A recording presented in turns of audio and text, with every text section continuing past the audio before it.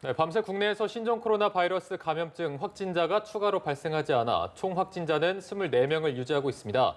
하지만 의심 증상으로 검사를 받고 있는 사람은 600명 이상으로 급증했습니다. 네, 국립중앙의료원에 나가 있는 취재기자 연결합니다. 소재형 기자. 네, 저는 현재 3명의 국내 확진자가 치료를 받고 있는 국립중앙의료원에 나와 있습니다. 밤새 확진자는 늘지 않아 현재까지 확진자는 24명으로 유지되고 있습니다. 하지만 의심 증상이 있어 검사를 받고 있는 사람이 620명으로 어제보다 2배가량 증가해 확진자가 더 늘어날 수 있는 상황입니다. 현재 격리 치료 환자들 가운데 중증 환자는 없는데요.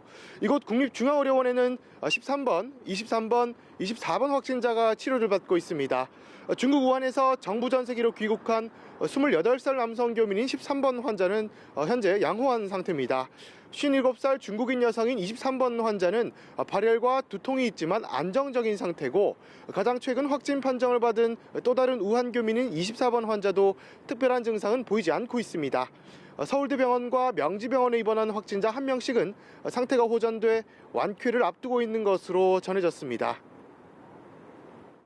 네, 그리고 어제부터 신종 코로나 검사를 받을 수 있는 대상도 확대됐는데 관련해서 문의도 늘고 있다고요? 네, 그렇습니다. 어제부터 중국에 방문한 적 없는 환자라도 의사 소견을 따라서 검사가 가능해집니다. 기존과 달리 어제부터는 중국을 다녀온 뒤 발열, 인후통증의 증상을 보이는 사람은 검사를 받을 수 있고, 중국 이외의 지역 방문자라도 의사 소견에 따라 검사가 가능해집니다. 태국과 싱가포르 등 동남아 국가를 다녀온 뒤 확진 판정을 받은 사람이 잇따라 나왔기 때문입니다. 전국 124개의 보건소와 46개 의료기관에서도 검사가 가능해지는데, 일부 의료기관은 아직 검사 준비가 안 돼 혼란이 빚어지고 있습니다. 검사가 가능한지 문의도 많았다고 하는데요. 현재 검사 중인 유증상자가 하루 사이 2배가량 증가한 것도 검사 확대 영향으로 보입니다. 하지만 누구나 검사를 받을 수 있는 것은 아닙니다. 환자와 접촉한 것이 아니라 같은 동선에 있었다는 이유 등으로 검사를 받을 수는 없습니다. 질병관리본부는 막연한 불안감으로 선별진료소나 검사기관을 찾을 필요는 없다고 밝혔습니다.